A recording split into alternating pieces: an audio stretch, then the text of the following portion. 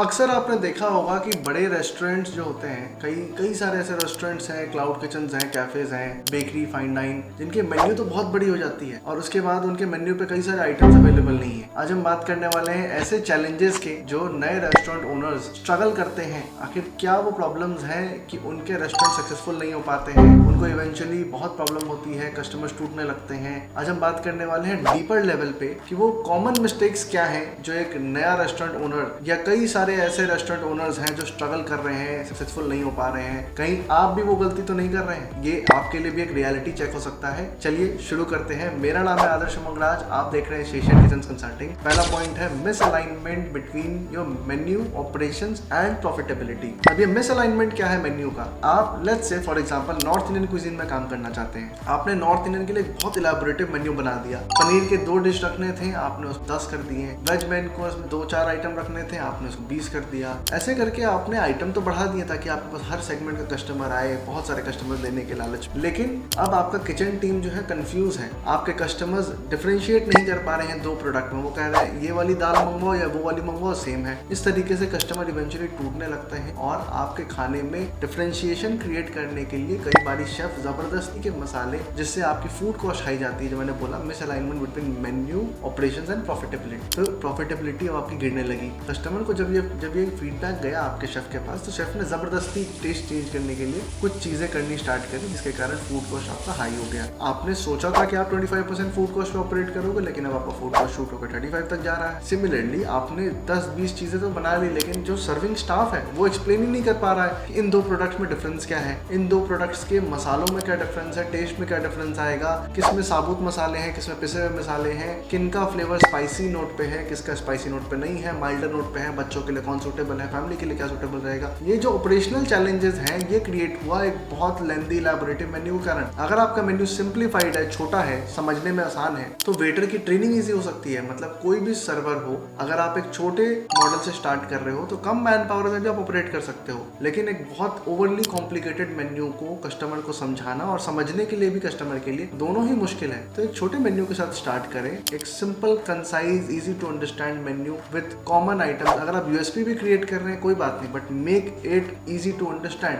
आपका काउंटर पे जो भी इंसान रिप्रेजेंट कर रहा है वो समझा पाए आपके मेन्यू को, अच्छे से एक्सप्लेन कर पाए, ऐसा कोशिश करना है। इससे आपकी इन्वेंट्री मैनेजमेंट में कम खर्च होंगे, आपकी बेटर इन्वेंट्री मैनेज हो सकती है, आपका स्टॉक आउट नहीं होगा। अननेसेसरी ये जो प्रॉब्लम्स होते हैं कि बहुत बड़ा मेन्यू था, ये नहीं मिल पाएगा, अभी वो नहीं मिल पाएगा, ये तो सुबह होता है, ये शाम होता है, ये सब चैलेंजेस कम होंगे। कस्टमर खुश रहेंगे। कस्टमर आए, कुछ पसंद किया, वो आप उसको बोल रहे हो कि नहीं जी ये तो अभी नहीं मिल सकता, ये कल होगा, परसों होगा, माल खत्म हो गया, ऐसा हो गया, वैसा हो गया, ये इतने रीजन देने के कस्टमर टूट रहे हैं। आपको कोशिश करना है, आपने रेस्टोरेंट खोला है, कस्टमर खाने आया है आपके पास, आपका खाना अवेलेबल होना चाहिए। अगर नहीं है, आप एक बैड एक्सपीरियंस सर्व कर रहे हो, वो नहीं करना है। सिमिलरली जितनी आपकी मेन्यू सॉर्टेड होगी, उतना आपका इन्वेंट्री सॉर्टेड होगा, उतना ही आपका प्रॉफिटेबिलिटी बनेगा। आपके कम पैसे रोटेशन में कैश फ्लो आपकी बेटर मैनेज हो रही हो। दूसरा इंपॉर्टेंट मैट्रिक्स है complete dependence on online aggregators. अगर आप एक क्लाउड किचन चला रहे हो फॉर एग्जांपल, आपकी 100% डिपेंडेंसी ऑनलाइन एग्रीगेटर्स पे हो जाती है। Majority of the restaurant owners या क्लाउड किचन ओनर्स आज के डेट में इंडिया में, अगर वो गली में हैं और वो सोचते हैं कि मेरे को फुटफॉल नहीं आ रहा है, तो वो सीधा क्लाउड किचन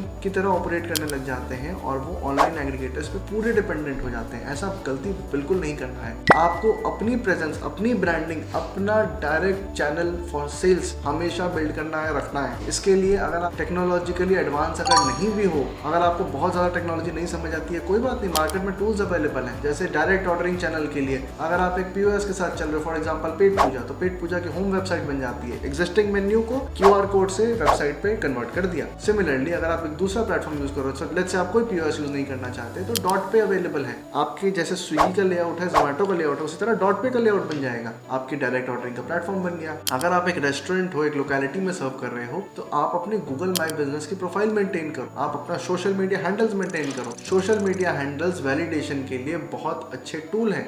कस्टमर्स आपके प्रोडक्ट को देखने के लिए और आपके लिए प्रोडक्ट शोकेस करने के लिए सोशल मीडिया प्लेटफॉर्म को यूज करो as a marketing tool, as a platform to create brand awareness. Google my business आपकी डिस्कवरेबिलिटी के लिए एक्सीलेंट टूल है। आप वो फ्री है, आप उसको क्यों नहीं यूज कर रहे हो? उस पर अपने ऑफर्स डिस्काउंट्स को डालो, अपडेट्स डालो, प्रोडक्ट के बारे में डालो, कैटलॉग डालो, मेन्यू डालो, फोन नंबर दो, कस्टमर के direct order low, direct delivery order low, कोई कमीशन नहीं है। अगर आपके पास लड़के नहीं भी हैं तो आप टेक अवे ऑर्डर्स उठा लो, उनके कार में सर्व कर दो। इतनी सारी चीजें हैं जो आप कर सकते हो। आप उसका एडवांटेज नहीं ले रहे हो, आप डिपेंडेंट हो रहे हो क्लाउड किचन की तरह ऑपरेट करके।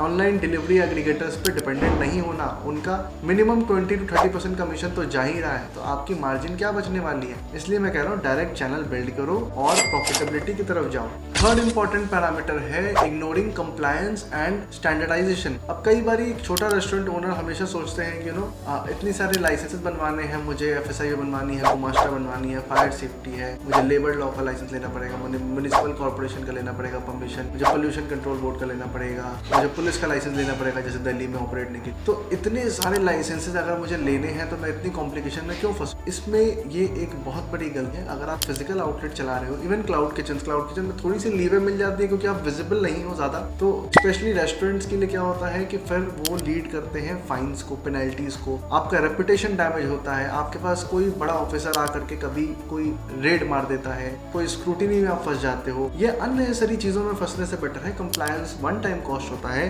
1 साल का 5 साल का लाइसेंसेस बनते हैं, वो बनवा लो। और अपने मेंटल पीस के लिए भी बहुत अच्छी इन्वेस्टमेंट है ये। तो आप कंप्लायंस पे पीछे मत हटो, करो, इससे कस्टमर का ट्रस्ट भी बनता है। अब इमेजिन करो आप बैठे हो अपने रेस्टोरेंट और पीछे आपने 4-5 सर्टिफिकेशन लगा रखी है। जैसे अगर आप नॉनवेज सर्व करते हो आपने हलाल लगा लिया, आपने फूड क्वालिटी मैनेजमेंट का लगा लिया, मतलब बेसिक जो लाइसेंस होते हैं जैसे FSI हो गया, गुमास्ता हो गया, ये सब तो आपने लगाया ही, लेकिन हलाल लाइसेंस लगा ली, क्वालिटी मैनेजमेंट लगा ली, इनसे भी काफी इम्पैक्ट, पॉजिटिव इम्पैक्ट क्रिएट होता है। आप कंप्लायंस से पीछे मत हटो। अब आते हैं इसी के दूसरे सब पॉइंट पे विच इज स्टैंडर्डाइजेशन। अब खाना आपका पोर्शन कंट्रोल अगर नहीं है तो आपकी फूड कॉस्ट अफेक्ट हो रही है, आपका कस्टमर एक्सपीरियंस अफेक्ट हो रहा है, एंड ओवरऑल ये जो पूरी ऑपरेशंस की लाइन है ये डिस्टर्ब हो रही है। क्योंकि आपका शेफ कल इस चम्मच से मसाले उठा रहा है, कल दूसरे चम्मच से उठा रहा है, आज वो अपने हाथ से चुटकी उठा रहा है, कल कोई दूसरा शेफ आ गया, उसकी उंगली मोटी है, पतली है, जैसी भी है, ये शेफ ने तो उसको ट्रेनिंग दी कि 1 चुटकी नमक डाल। अब 1 चुटकी नमक में क्या हुआ, उसका उंगली मोटा था, इसका उंगली पतला है, इसका उंगली बड़ा था, इसकी उंगली छोटी है। ये